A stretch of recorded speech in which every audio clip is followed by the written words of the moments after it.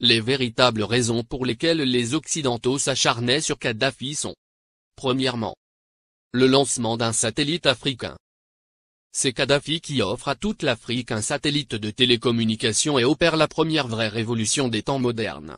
Ce satellite assure la couverture universelle du continent pour la téléphonie, la télévision, la radiodiffusion et de multiples autres applications telles que la télémédecine et l'enseignement à distance. Pour la première fois, une connexion à bas coût devient disponible sur tout le continent jusque dans les zones rurales grâce au système par pont radio WiMAX. Cette histoire démarre en 1992 lorsque 45 pays africains ont créé la société Rascom, pour disposer d'un satellite africain et faire chuter les coûts de communication sur le continent. Téléphoner de et vers l'Afrique était alors le tarif le plus cher au monde, parce qu'il y avait un impôt de 500 millions de dollars que l'Europe encaissait par an sur les conversations téléphoniques, même à l'intérieur du même pays africain pour le transit des voix, sur les satellites européens comme Intelsat. Un satellite africain coûtait juste 400 millions de dollars payables une seule fois et ne plus payer les 500 millions de locations par an. Quel banquier ne financerait pas un tel projet? Mais l'équation la plus difficile à résoudre était: comment l'esclave peut-il s'affranchir de l'exploitation servile de son maître, en sollicitant ce dernier pour y parvenir? Ainsi, la Banque mondiale, le FMI, les États-Unis et l'Union européenne, ont fait miroiter inutilement ces pays pendant 14 ans. C'est en 2006 que Kadhafi met fin au supplice de la mendicité aux prétendus bienfaiteurs occidentaux, pratiquant des prêts à taux usuraires. Le guide libyen a ainsi mis sur la table 300 millions de dollars, la Banque africaine de développement a mis 50 millions, la Banque ouest-africaine de développement 27 millions, et c'est ainsi que l'Afrique a depuis le 26 décembre 2007 le tout premier satellite de communication de son histoire. Dans la foulée, la Chine et la Russie s'y sont mises, cette fois en cédant leur technologie et ont permis le lancement de nouveaux satellites, sud-africains, nigérians, angolais, algériens et même un deuxième satellite africain est lancé en juillet 2010. Et on attend pour 2020, le tout premier satellite technologiquement 100% africain est construit sur le sol africain, notamment en Algérie. Ce satellite est prévu pour concurrencer les meilleurs du monde mais à un coût 10 fois inférieur. Un vrai défi. Voilà comment un simple geste symbolique de 300 petits millions peut changer la vie de tout un continent. La Libye de Kadhafi a fait perdre à l'Occident pas seulement 500 millions de dollars par an, mais les milliards de dettes et d'intérêts que cette même dette permettait de générer à l'infini et de façon exponentielle, contribuant ainsi à entretenir le système occulte pour dépouiller l'Afrique. Deuxièmement, l'institution d'un fonds monétaire africain entre autres. Les 32 milliards de dollars saisis par M. Obama appartiennent à la Banque centrale libyenne, et prévus pour la contribution libyenne à la finalisation de la Fédération africaine, à travers 3 projets phares. 1. La Banque africaine d'investissement à Sirte en Libye. 2. La création en 2011 du Fonds monétaire africain avec un capital de 42 milliards de dollars, avec Yaoundé pour siège. 3. La Banque centrale africaine avec le siège à Abuja au Nigeria. La première émission de la monnaie africaine signera la fin du franc CFA, grâce auquel Paris a les mains mises sur certains pays africains depuis 50 ans. On comprend dès lors et encore une fois la rage de Paris contre Kadhafi.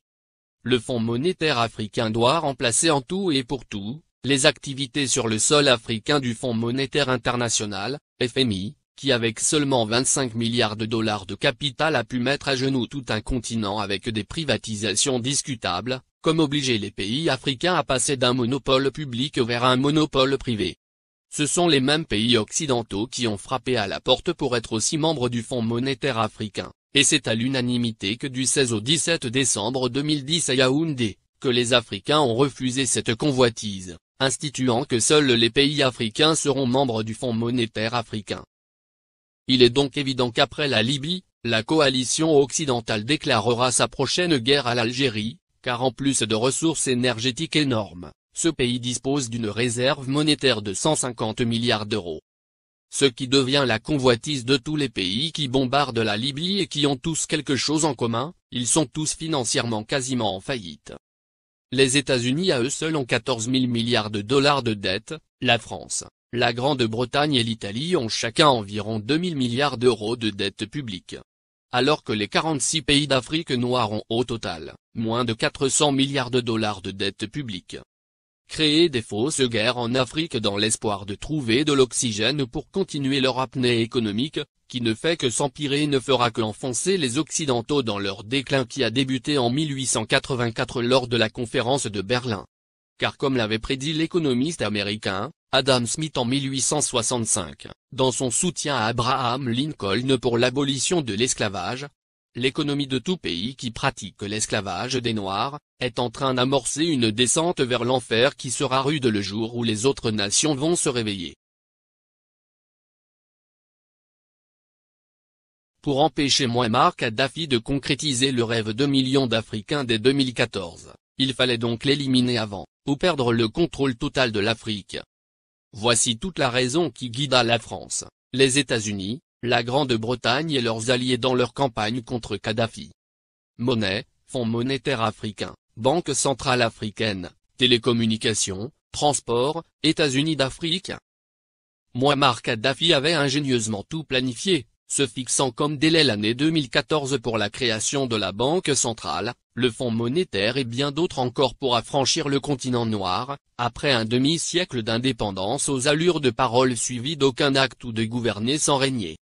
Après avoir émis l'idée en 2000, lors du sommet de l'Organisation de l'Unité africaine, il a obtenu la création de l'Union africaine quelques années plus tard, le guide libyen pousse le bouchon plus loin. Satellite africain et Afriquia, deux idées concrètes pour l'unité. Mouammar Kadhafi pousse ses pairs à acheter un satellite africain pour que l'Afrique ait son indépendance en matière de communication. Il préfinance cet achat avec plusieurs centaines de millions de dollars américains. Il s'est dépensé sans compter. Ainsi pour acheter le satellite africain, il a mis 300 millions de dollars sur la table, témoigne Moustapha Cissé, ancien ambassadeur du Sénégal en Libye, et ex-conseiller spécial de l'ex-président sénégalais Abdou Diouf, en charge du monde arabo-islamique. Le guide de la Jamaïria libyenne offrit ainsi Rascom CAF 1, le premier satellite de télécommunication entièrement dédié au continent africain et ses îles. Il a été mis en orbite le 20 décembre 2007. Cela a été le premier lancement de l'histoire pour tous les pays africains. Kadhafi lance également la compagnie de transport aérien, Afriquia Airways, qui assure la liaison entre les capitales africaines et régions du continent. La compagnie offrait 4 vols réguliers entre Tripoli et Dakar, Abidjan et Le Caire, et bien d'autres. Beaucoup de gens utilisaient la ligne Afriquia pour aller à Paris. Parce qu'on pouvait faire Dakar, Tripoli, Paris, et retour à 400 000 francs CFA, 615 €, ajoute le diplomate sénégalais. Alors Tripoli était devenue une plateforme de communication entre l'Afrique, le monde arabe et l'Europe. La monnaie et la Banque centrale africaine en 2014. Kadhafi avait proposé la mise en place d'une union monétaire africaine, UEMA. Il avait dégagé 30 milliards de dollars pour la création de l'UEMA qui devrait avoir Yaoundé au Cameroun pour siège. Il avait également prévu la création d'une Banque centrale africaine, BCA, qui devrait installer son quartier général à Abuja, la capitale fédérale du Nigeria. Il était question que cette banque africaine commence à émettre une monnaie africaine à partir de 2014. Ce qui ne plaît pas aux Occidentaux, parce que ça nous permettrait de nous passer du franc CFA, et des autres monnaies qui ne font que briser nos économies. Kadhafi avait une politique africaine très dynamique. Du Sénégal au Tchad, en passant par la Guinée, la Côte d'Ivoire, le Ghana, le Libéria, le Bénin, le Togo, le Nigeria, le Niger, le Mali, etc. Le guide libyen a investi des milliards de dollars dans les secteurs agricoles, hydrocarbures, hôtellerie et tourisme, et dans l'équipement. Au Mali, le plus petit investissement libyen est chiffré à 50 milliards francs CFA dans l'industrie hôtelière. Ces investissements libyens dans l'hôtellerie sont estimés à plus de 50 milliards de francs CFA, a déclaré Oumar Balatouré, directeur général de l'Office malien du tourisme. Plusieurs autres centaines de milliards ont été investis dans le secteur agricole. Pour les Maliens, Kadhafi est un homme qui s'est engagé pour la cause africaine. Le Conseil national de transition, CNT, est considéré au Mali comme un organe rebelle soutenu par la communauté internationale. Dès le début de la révolte à Benghazi, et l'entrée de l'aviation étrangère, des associations musulmanes et des partis politiques avaient organisé à Bamako des manifestations de soutien à Kadhafi, dénonçant une invasion occidentale. Le guide libyen a, par ailleurs, dégagé plusieurs milliards de dollars pour la création de banques sahélo-sahariennes au Sénégal, Mali, Niger, Mauritanie, Tchad, et Ceuta, et le rachat de plusieurs compagnies occidentales en Afrique pour réduire leur emprise sur les économies du continent. C'est par exemple le cas de Mobil Oil, du groupe américain, ExxonMobil, qui est devenu Oil Libya dans la majeure partie de la sous-région ouest africaine. La Guinée-Conakry doit sa toute première chaîne de télévision à Mouammar Kadhafi. Il le lui a offert au nom du peuple libyen comme présent au peuple frère de la Guinée en 1979. Il a également équipé l'armée guinéenne, de l'armement lourd aux uniformes des soldats pendant plusieurs décennies. Sans compter un appui financier gigantesque. La vie des Libyens de l'ère Kadhafi. 1. La Libye était le dernier pays sur la liste des pays endettés, la dette était à 3,3% du PIB, en France, elle était à 85%, aux USA à 88,9%, au Japon à 225,8%. 2. L'électricité à usage domestique était gratuite. 3. L'eau à usage domestique était gratuite. 4. Le prix d'un litre d'essence était de 0,08 €. 5. Les banques libyennes accordaient des prêts sans intérêt. 6. Les citoyens n'avaient pas d'impôts à payer, et la TVA n'existait pas. 7. Chaque famille libyenne, sur présentation du livret de famille, recevait une aide de 300 € par mois. 8.